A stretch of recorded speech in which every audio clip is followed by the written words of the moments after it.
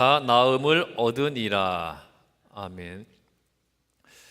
우리가 신앙생활을 하는 것을 일반적으로 하나님 믿는다, 예수 믿는다, 그런 표현을 쓰지 않고 어떤 표현을 많이 씁니까?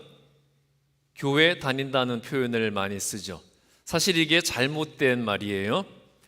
자, 교회에 다니는 사람들의 명칭 무엇이 있죠?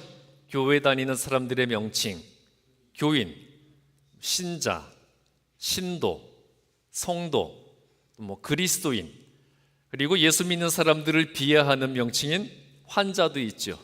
예수에 미친 환자라는 거예요. 또 예수쟁이라는 말도 있습니다. 제가 우리 교회에서 목회하면서 예수 믿는 자들의 명칭에 대해서 가장 강조하는 두 가지 명칭 여러분 아십니까? 뭘까요? 첫 번째는 하나님의 사람, 두 번째는 그리스도인이죠. 구약적으로 볼 때 우리는 하나님의 사람이고 신약적으로 볼 때 그리스도인이에요. 우리는 이 두 가지 정체성을 다 가지고 있어야 됩니다. 그런데 교회 다닌다고 해서 모두 다 예수 믿는 것은 아니고요, 교회 다닌다고 해서 그 안에 예수님이 보내신 성령이 계신 것은 아니에요. 아무런 목적 없이, 감동 없이 교회에 출석만 하는 사람이 교인이에요. 반면에 성도는 거룩한 신도로서 하나님이 선택하셔서 사용하는 사람이고요, 또한 그리스도인으로서 그 삶과 언행에 있어서 예수님을 닮은 사람이 바로 성도입니다. 교인은 자신을 위해서 교회를 다니는 사람이고요, 성도는 그 믿음과 신앙이 자신을 위한 것이 아니라 하나님의 영광과 예수님의 이름과 교회의 덕을 위한 사람이에요. 성도는 모든 것을 하나님의 관점에서 생각하고 행동하는 반면에 교인은 모든 것을 누구의 관점에서 볼까요?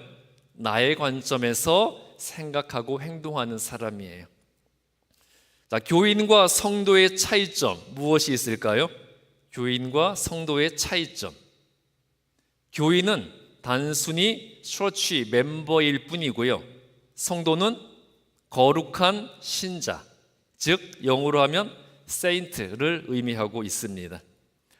자, 교인과 성도의 차이점은 신앙생활의 목적에 있어요. 교인은 나를 위해 교회를 다니지만 성도는 하나님과 예수님을 위해서 교회를 다닙니다. 즉 교인은 내가 교회를 통해 하나님께 받을 것을 중요하게 여기는, 즉 내가 하나님께 받을 것이 있다는 이 채권자적 마인드를 가지고 있는데, 성도는 내가 하나님과 예수님께 갚아야 할 은혜를 중요하게 여기는, 내가 하나님께 드릴 것이 있다는 채무자적 자세로 신앙생활을 해요. 자, 교인은 내 관점에서 하나님을 바라보기 때문에 하나님을 나를 위해 존재하는 분으로 여깁니다. 그래서 하나님을 내 필요를 채워주는 능력 있는 종, 전능한 종으로 부리려고 그래요. 내가 이거 하라면 이거 하고, 저거 하라면 저거 하고, 이리 오라면 이리 오고, 저리 가라면 저리 가는 그런 존재로 하나님을 부리려고 한다는 거죠. 반면에 성도는 하나님의 관점에서 나를 바라봅니다. 그래서 하나님의 눈에 내가 어떻게 보일 것인가를 중요하게 여기기 때문에 언제나 하나님이 나에게 무엇을 기대하고 바라시는가를 생각하면서 하나님 앞에서 언제나 옳은 일을 하려고 그래요. 즉 성도의 신앙은 내가 하나님 앞에서 해야 할 사명과 의무와 책임을 중요하게 여기지만, 교인은 언제나 이 축복이라는 말로 포장된 내 욕심과 탐욕을 가장 중요하게 여깁니다. 교인은요, 내 욕심만 부리고 내 생각만 내세우고 또 내 주장만 내세우면서 언제나 교회에서 무엇인가를 받기만을 바라고 기대를 해요. 그러나 성도는 내가 하나님께 드려야 할 것, 내가 예수님을 위해서 해야 할 일, 그리고 내가 교회를 세우기 위해서 감당해야 할 사명과 책임을 가장 중요한 가치로 여깁니다. 즉 교인은 내가 하나님으로부터 받아낼 권리와 특권만을 추구하는데, 성도에게는 내가 하나님 앞에서 해야 할 의무와 책임이 더 중요한 가치를 지니게 됩니다. 자, 그렇다면 여러분은 성도입니까? 교인입니까? 여러분은 성도예요? 교인이에요? 잘 모르시겠습니까? 자, 교인이 되어야겠습니까? 성도가 되어야겠습니까? 우리는 성도가 되어야 하는 거죠. 이사야 6장 8절부터 13절 말씀에서 선지자 이사야는 불순종하는 유대 백성에게 하나님의 계시를 선포하는 사명을 위해서 자기를 보내달라고 자원하고 있어요. 이사야 6장 8절에서 이사야는 타락한 유다 백성들의 구원을 위해서 누가 갈 사람이 있을까 탄식하는 하나님께 내가 여기 있나이다, 나를 보내소서 자원하고 있습니다. 이사야는요, 유다 백성들의 상황을 잘 알고 있었어요. 끝까지 하나님께 불순종하느라고 하나님의 심판을 앞두고 있었고요, 하나님마저도 내가 저들에게 누구를 보내서 계시를 한들 저들이 회개하고 나에게 돌아오겠느냐 탄식하는 그런 유대 백성들이었습니다. 이사야가 가서 하나님의 계시를 전해봤자 당연히 안 들을 거고 오히려 이사야를 핍박하고 박해할 것을 알고 있었어요. 그런데도 이사야는 자기를 보내달라고 자원하고 있습니다. 여러분, 이 찬양 아실 거예요. 주님 내가 여기 있사오니 나를 보내소서. 그 찬양 잘 아시죠? 자, 그 찬양이 오늘 본문 말씀에서 나온 찬양인데요, 우리가 찬양을 할 때 입술과 말로는 하나님 나를 보내십시오, 하나님 나를 사용해 주십시오 하지만 실제로는 어떻습니까? 실제로는 나는 바쁘고 나는 할 일이 많고 나는 사정과 여건이 안 되니까 나는 안 되겠고 저기 있는 저 사람, 저기 있는 쟤를 보내십시오 그러지 않습니까? 또 신앙생활에 있어서도 더 헌신하고 충성하고 봉사하고 더 예배를 섬겨야 하는 그 이유를 발견하려고 하는 것이 아니라 어떻게든 그렇게 할 수 없는 이유를 먼저 발견하고 그러한 내 자신을 우리가 합리화하고 있지 않습니까? 그런데 이사야는 핍박받고 박해받을 것을 알면서도 나를 보내달라고 하고 있는 거예요. 사서 고생을 자청하고 있습니다. 자, 이런 사람을 무슨 사람이라고 합니까? 이런 사람 무슨 사람이라고 그러죠? 죽으려고 환장한 사람이라고 하는 거죠. 맞아요. 이사야는 하나님을 위해서 죽으려고 환장했던 사람이었어요. 그러나 하나님을 위해서라면 기꺼이 바보가 되고 또 고생을 사서 하는 사람이 바로 하나님이 사용하시고 능력과 권세와 축복을 베풀어 주시는 하나님의 사람인 거예요. 13절 보시면 하나님의 말씀을 듣지 않는 유대 백성들에게 이사야가 보냄을 받을 것이지만, 그러나 그렇게 불순종하는 유대 백성들 중에서도 끝까지 순종하며 남아있을 10분의 1이 있을 거라고 하셨어요. 그 10분의 1을 13절 말씀에서는 어떻게 표현하고 있습니까? 거룩한 씨라고 표현하고 있죠. 거룩한 씨에 해당하는 10분의 1의 사람들이 있어서 그들은 이사야가 선포하는 하나님의 계시를 들을 것이라고 말씀해 주셨어요.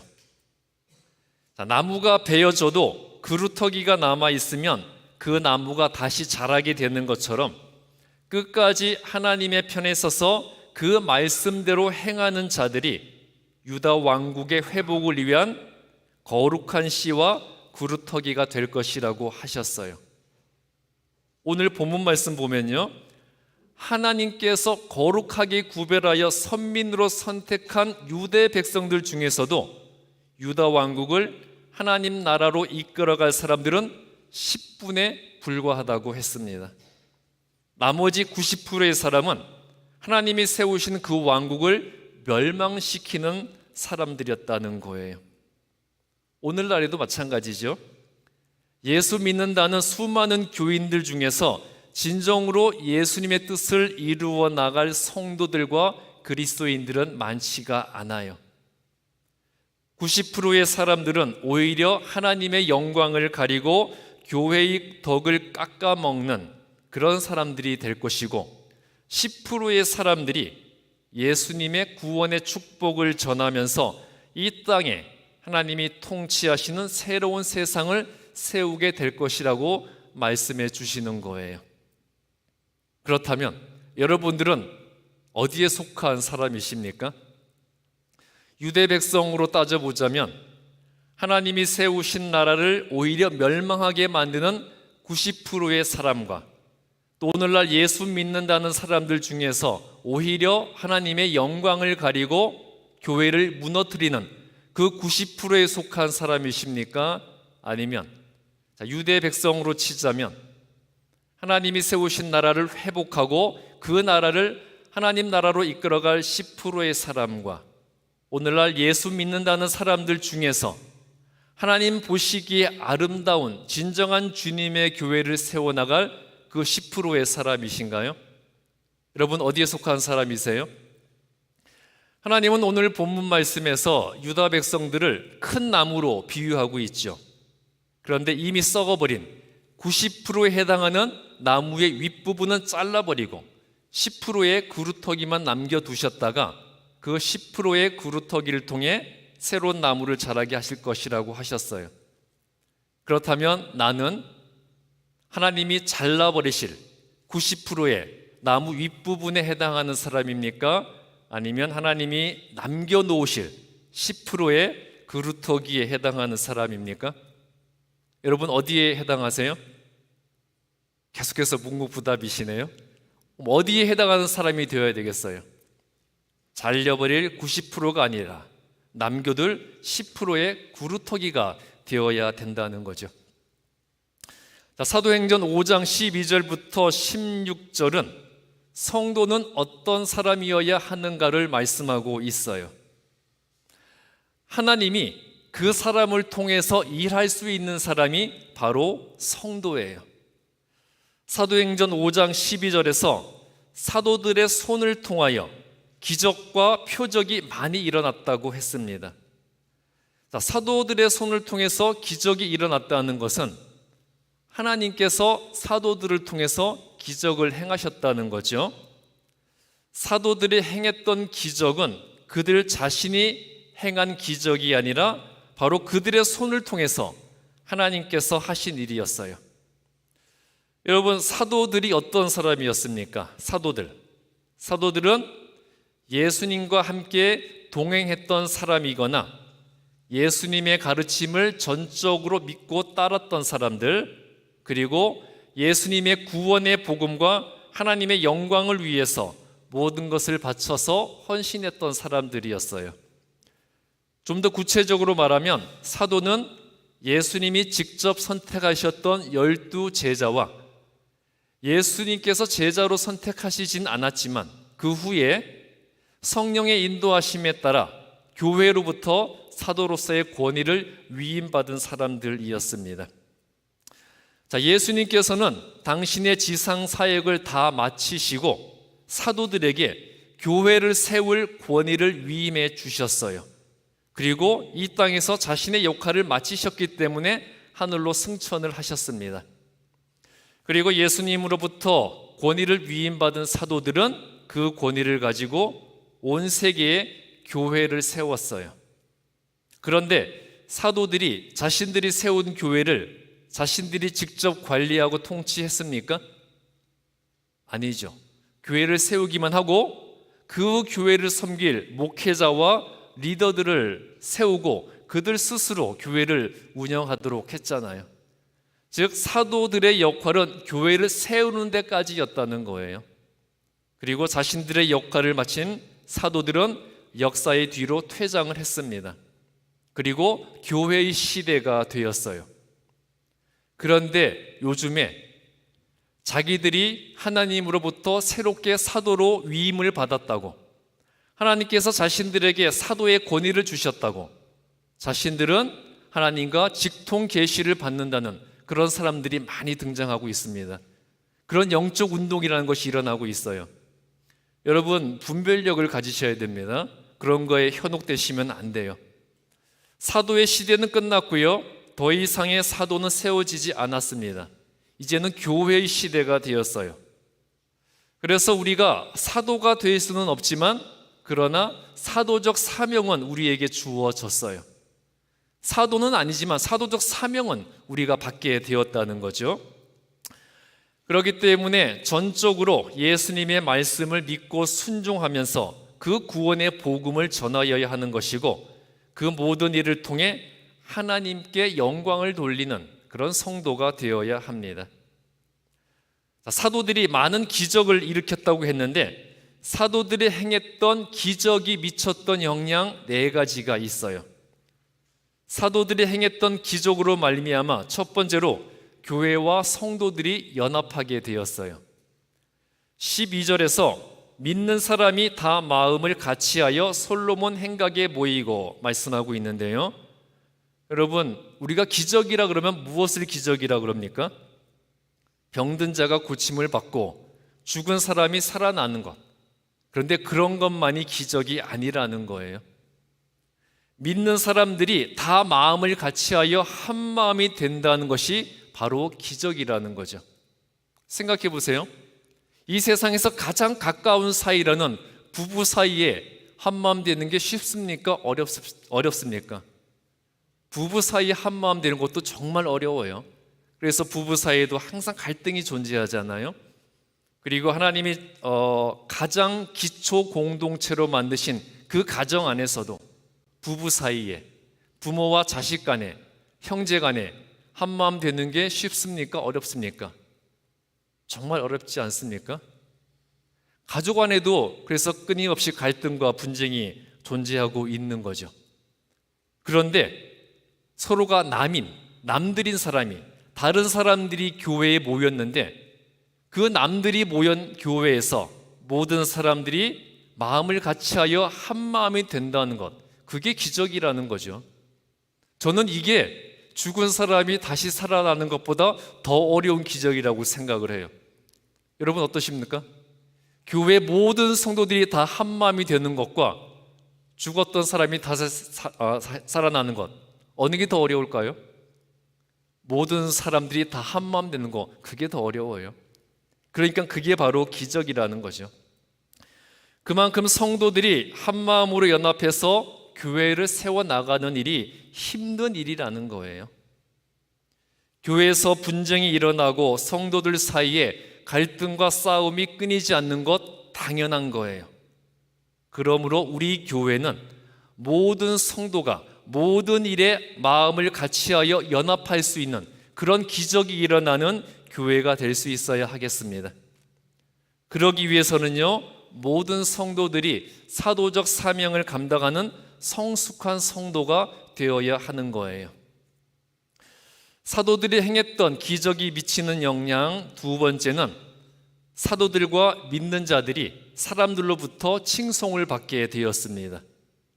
13절에 그 나머지는 감히 그들과 상종하는 사람이 없으나 백성이 칭송하더라 말씀하고 있어요. 제사장들과 유대 지도자들은 사람들로 하여금 사도들과 예수 믿는 자들을 상종하지 못하게 했고요, 접촉하지 못하게 막았습니다. 그래서 사람들이 드러내놓고 사도들과 예수 믿는 자들을 만나지는 못했지만, 그렇다고 해서 그들에 대한 칭송까지도 막을 수는 없었어요. 사도들과 예수 믿는 자들은 스스로 칭송받으려고 하지 않았어요. 그런데도 백성들은 그들을 칭송했습니다. 여러분, 칭찬받고 존경받고 싶으세요? 칭찬받고 존경받고 싶으십니까? 하나님은 스스로 겸손하고 오로지 하나님의 영광만을 높이려 하는 사람들을 반드시 높여주십니다. 사도들과 예수 믿는 자들은 스스로 높임을 받으려고 하지 않았어요. 오히려 힘과 권력을 가진 유대 지도자들이 결사적으로 사람들이 예수 믿는 자들과 사도들을 업신여기게 만들려고 했음에도 불구하고 백성들은 사도들과 그 예수 믿는 자들을 진심으로 존경하고 칭송을 했습니다. 이처럼 사도적 사명을 감당하는 성도들은 내가 원하지 않음에도 불구하고 사람들이 자발적으로 나를 존경하고 높여줄 수 있는 그런 인격과 성품과 신앙을 가져야만 하는 거예요. 여러분, 솔직하게 한번 생각해 보세요. 내가 누구에게 존경을 받고 있습니까? 여러분, 누구에게 존경받고 계세요? 나를 진심으로 존경하는 사람이 있습니까? 나를 진심으로 존경해주는 단 한 사람이라도 있으십니까? 멀리서 찾을 필요 없죠. 가장 가까이에 있는. 자, 여러분, 내가 남편으로서 내 아내에게 존경받고 있으세요? 또 내가 아내로서 내 남편에게 존경받고 있습니까? 로이 집사님과 캔디 집사님은 서로 아니라고 고개를 잡고 계신데, 또 가정 안에서 내가 자녀들에게 존경받고 있습니까? 내 형제에게 존경받고 있어요? 가장 가까이에 있는, 나를 가장 잘 아는 사람에게도 존경받지 못하면서 우리가 누구에게 존경받을 수가 있겠습니까? 그런 존경을 받는다면 그것은 모순이죠. 물론 이런 말을 하는 저도요, 부끄러워요. 저도 잘 압니다. 저희 가정에서 저는 제 아내에게 존경받는 남편이 아니라는 것 알고 있고요. 단 하나밖에 없는 딸한테도 존경받는 아빠가 아니라는 것 잘 알고 있어요. 그래서 이런 말씀 드리는 게 부끄럽지만, 자, 그런데 우리가 내 가장 가까이에 있는 가족들에게도 존경받지 못하는 인격으로 어떻게 우리가 사람을 변화시키고 이 세상과 사회를 변화시킬 수가 있겠어요? 우리가 존경받고 칭송받을 수 있는 신앙적 인격과 성품을 갖추기 위해서 하나님의 말씀 가운데 그 해답을 찾고 그대로 순종할 수 있어야 하겠습니다. 사도들이 행했던 기적이 미쳤던 영향 세 번째는요, 믿는 사람의 수가 증가했습니다.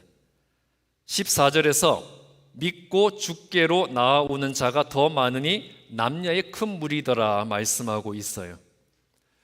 여러분, 우리 교회가 부흥하기를 원하십니까? 교회의 부흥은요, 바로 하나님이 이루어 주시는 기적이 있어야 되는 거예요.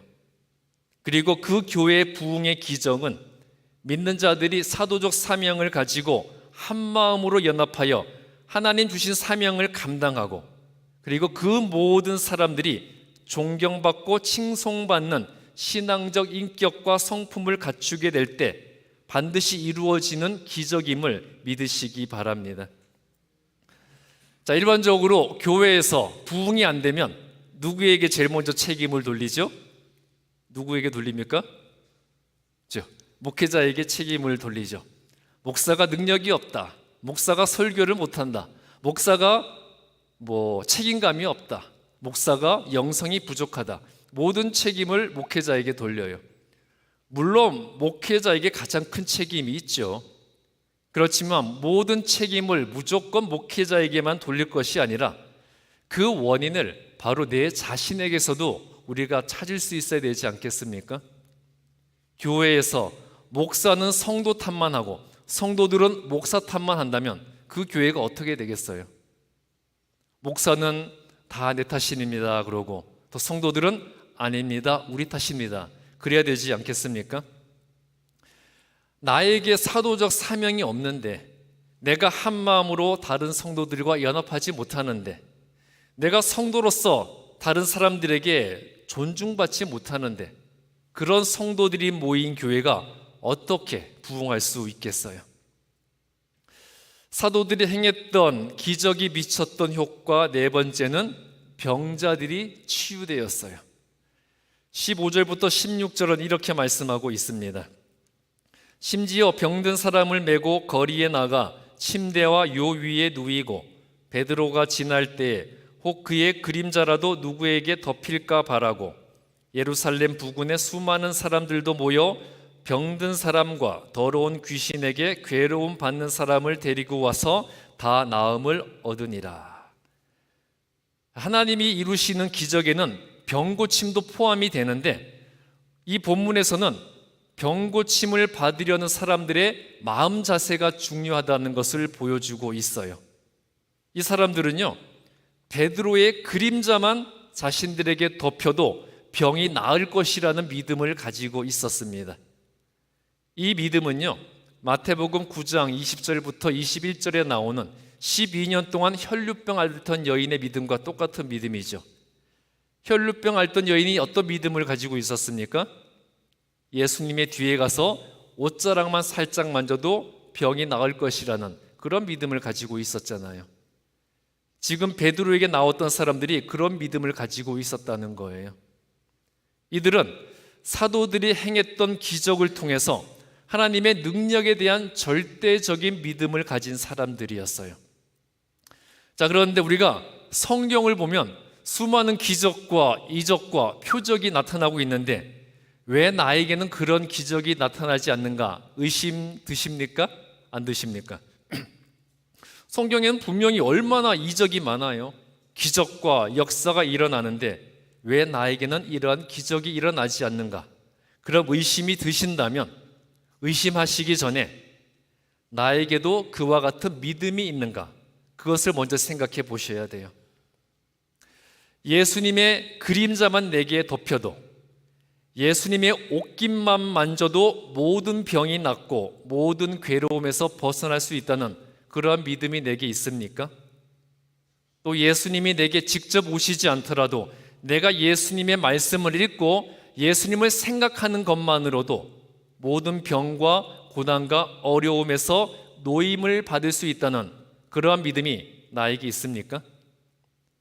그런 믿음이 없으니까 그런 기적이 나타나지 않는 것 아니겠어요? 오늘 본문에서 병자들이 앓던 병은 우리가 삶에서 겪는, 우리 스스로의 힘으로는 극복하기 힘든 모든 고난의 문제를 상징하고 있어요. 그러나 내가 겪는 모든 고난과 어려움보다 크신 하나님과, 그리고 내가 처한 어떤 환경과 상황보다도 더 크신 하나님에 대한 절대적인 믿음을 가지게 될 때 우리는 우리가 겪는 모든 어려움을 이기는 기적을 체험하게 될 것입니다. 사도들을 통해서 나타났던 기적의 영향과 효과가 진정한 그리스도인이 된 성도들을 통해서 나타나고 드러날 수 있어야 돼요.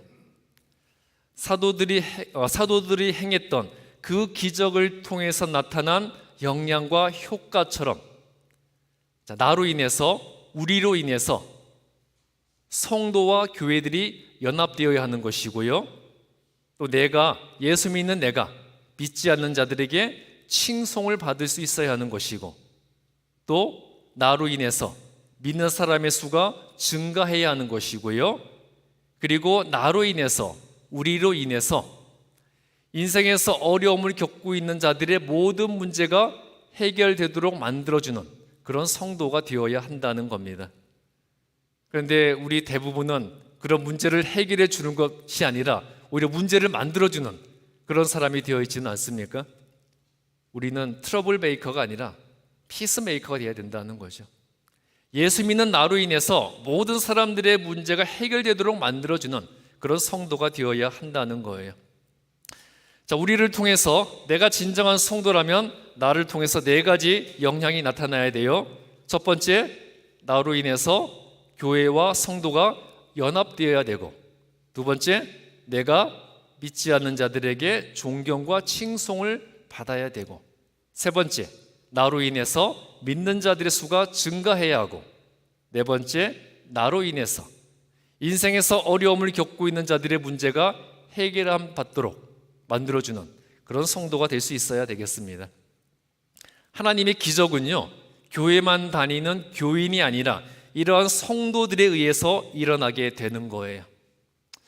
그러므로 우리는 사도적 사명을 가지고 예수님의 말씀에만 순종하고 구원의 복음을 전하면서 하나님의 영광만을 위해 충성되게 헌신하는 그런 성도가 될 수 있어야 하겠습니다. 또한 내가 믿는 하나님에 대한 절대적인 믿음으로 하나님만 의지하는 성도가 되어서 하나님이 행하시는 기적이 나타나는 삶을 사는 그러한 그리스도인들이 되십시오. 자, 여러분, 하나님이 이루시는 기적 무엇이었죠? 하나님이 이루시는 기적, 모든 성도가 한 마음으로 연합되는 기적, 우리 모든 성도가 칭송받는 그리스도인이 되는 기적, 우리 교회가 부흥하는 기적, 우리의 모든 문제가 해결되는 기적이 우리에게 나타나도록 하나님의 말씀대로 행하며 믿음으로 간절히 기도하는 진정한 성도와 그리스도인들이 되시기를 주님의 이름으로 축복합니다. 기도하겠습니다.